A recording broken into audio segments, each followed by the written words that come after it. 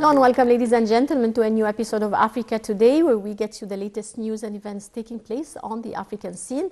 And we'll start off with our major top stories and reports.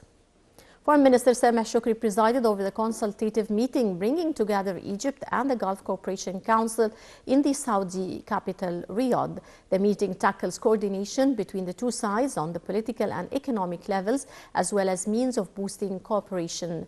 Regional issues also top the agenda of the meeting. And to shed more light on the issue, we're joined over the phone by Dr. Ahmed Ossama, member of the Egyptian Council for Foreign Affairs. Good afternoon, sir. Good afternoon. You are welcome. Welcome, sir. It's our pleasure having you, sir. How do you see the importance of cooperation between Egypt and the Gulf Cooperation Council, GCC? This is one of the main important points of cooperation between Egypt and the GCC, as we are facing in the Middle East the war between Israel and Gaza, which is the first issue on the negotiations and discussions between our leaders and with the Gulf leaders in Saudi Arabia, Qatar, even with the United States, and all of the partners to work on trying to solve the situation for release the hostage and find by the end a ceasefire and looking for a better situation in serving people in Gaza, as our Egyptian military are throwing through the military planes, some aids to the people there, but it's not enough. Even the President Biden of the United States mentioned this in his issue. Second is the cooperation between Egypt and the Gulf area is very important too, because we are cooperation on all levels now, with the economic, with the business investments, social developments, having cooperation and giving more opportunities with the new place in the Suez Canal. Same time, we have the interesting of the businessmen through the excellent relationships between our President Fattah al-Sisi and all of the Gulf Cooperation groups. Right. Well, sir, addressing the meeting, Shoukry said the Egyptian GCC political, economic and social interests are inseparable and of strategic nature, adding that they form the backbone for the stability of the region. Now, how do you read this statement by Foreign Minister Sameh Shoukry? It's very clear, and with all of the respect of the Ministry of Foreign Affairs and our distinguished Minister Sameh Shoukry and all of his assistants and team of the Ministry of Foreign Affairs and engaged with the Egyptian intelligence, that this cooperation politically, economically, social development, it means a lot for more development and build up facing any challenging for Egypt economically, and to support Egypt as the heart of the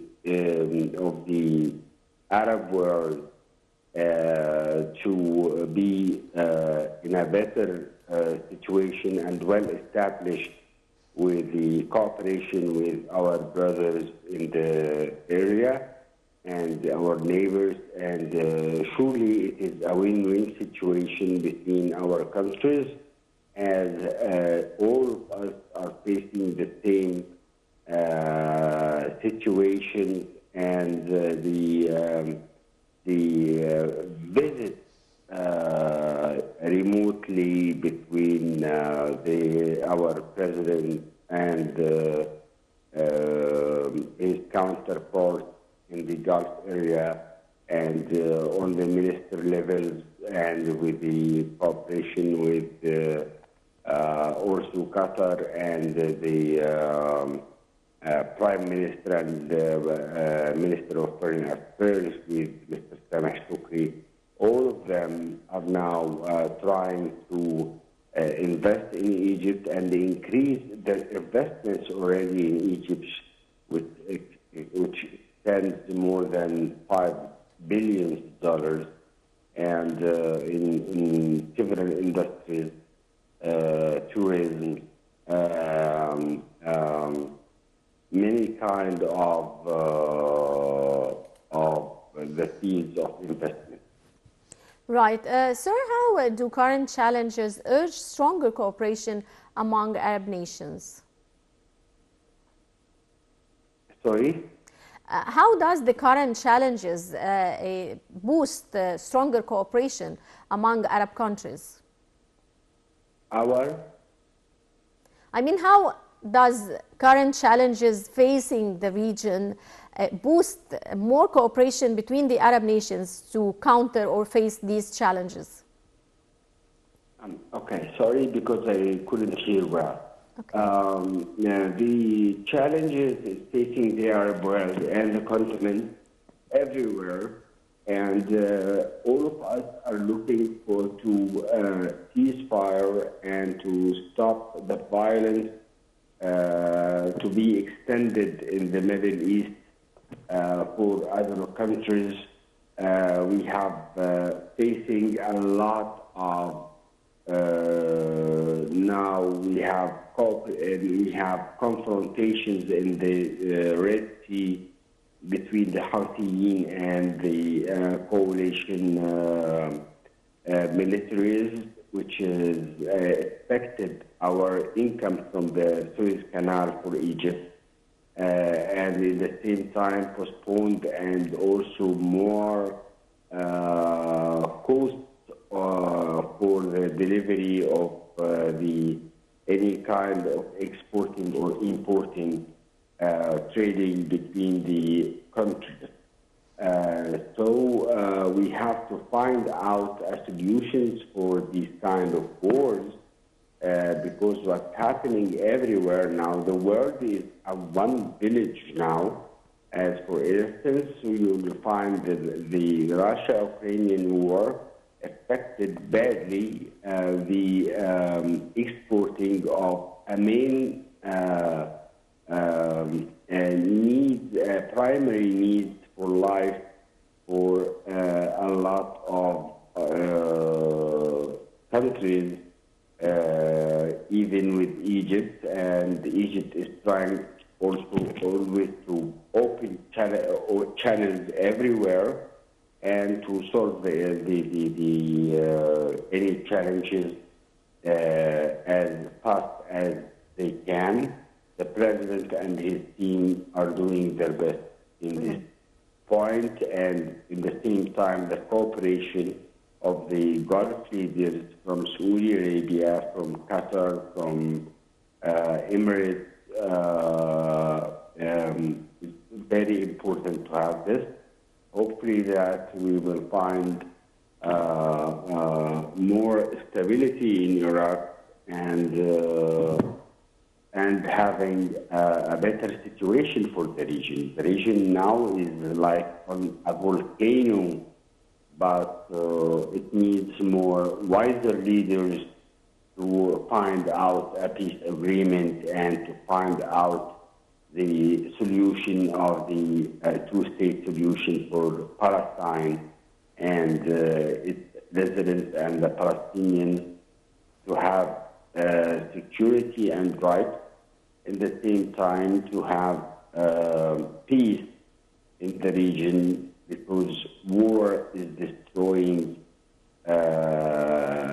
everything, and no one is a winner through the wars as the history told us. Right. Well, sir, I would like to thank you very much. Dr. Ahmed Ossama, member of the Egyptian Council for Foreign Affairs. Many thanks for your insight, sir. And dear viewers, now we move back to our special reports. Let's check out this report. Chairman of the Sudanese Transitional Sovereign Council (TSC), Abdel Fattah al-Burhan, was in Cairo to discuss enhancing bilateral relations and address regional and international issues of mutual concern. Sisi received al-Burhan upon his arrival at Cairo International Airport.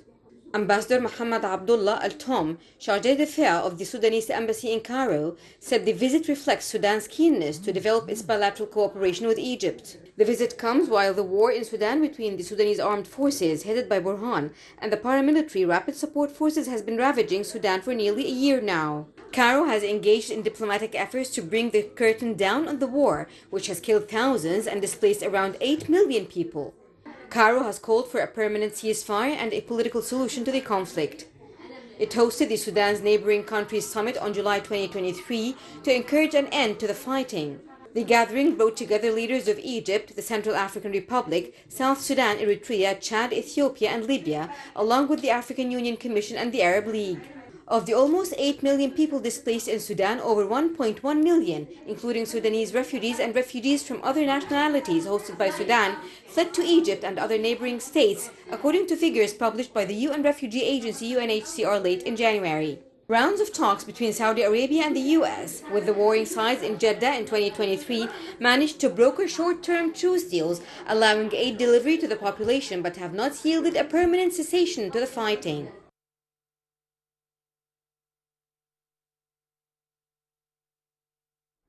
Welcome back. Protests continued in the Senegalese capital with demonstrators calling for holding presidential elections before April the 2nd. The West African country was thrown into political crisis on February 3rd when President Macky Sall postponed the elections planned for February 25.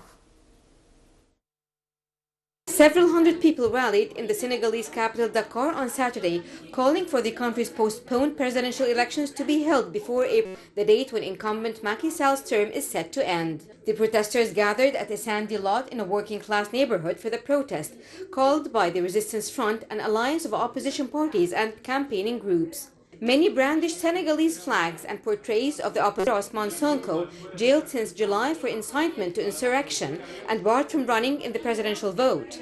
Sonko has endorsed Bassirou Diomaye Faye, who is also in jail but who was cleared to be on the ballot. Several speakers representing some of the election candidates addressed the crowd, including former Prime Minister Aminata Touré, a member of the Bassirou President Coalition. The West African country was thrown into a political crisis on February 3 when Sall postponed the presidential election planned for February 25. His announcement, denounced as a constitutional coup d'etat by the opposition, sparked huge protests that resulted in 4 deaths. On February 15, the Constitutional Council overruled Sall, and ever since the country has been waiting for a new date. A national dialogue organized at the start of the week by the president but boycotted by the opposition had recommended holding the elections on June 2. Sall indicated that he would ask the Constitutional Council for its opinion on the request.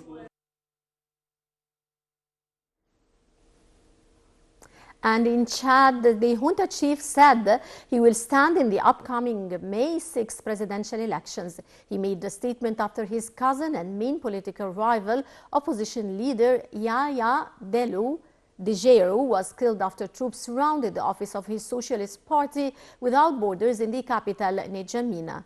Let's check out this report.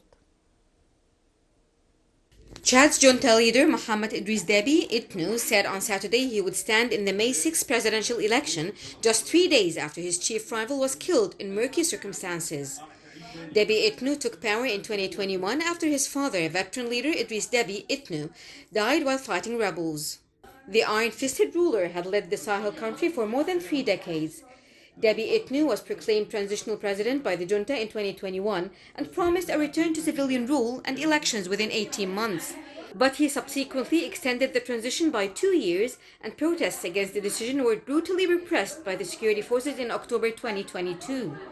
The date of the May presidential election was announced on Tuesday, barely 2 months before the vote. Debi Itno, 39, is almost certain to win, given that his main challenger has been assassinated and the opposition has been muzzled and repressed. He has no opponents who can pose a threat in the race for the presidency.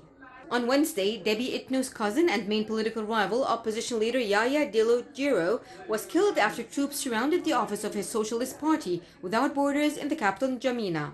His party accused soldiers of shooting Dillo dead at point-blank range in an execution before the election, in which he planned to challenge Debi Itno. The government has rejected the accusations, saying Dillo opposed his arrest and fired on security forces. Speaking on Saturday from the Foreign Ministry headquarters and surrounded by troops, Debi Itno claimed that when he seized power in 2021, the army had saved the country from the abyss and from chaos. Human Rights Watch called on Saturday for a foreign-backed independent investigation into Dillo's death.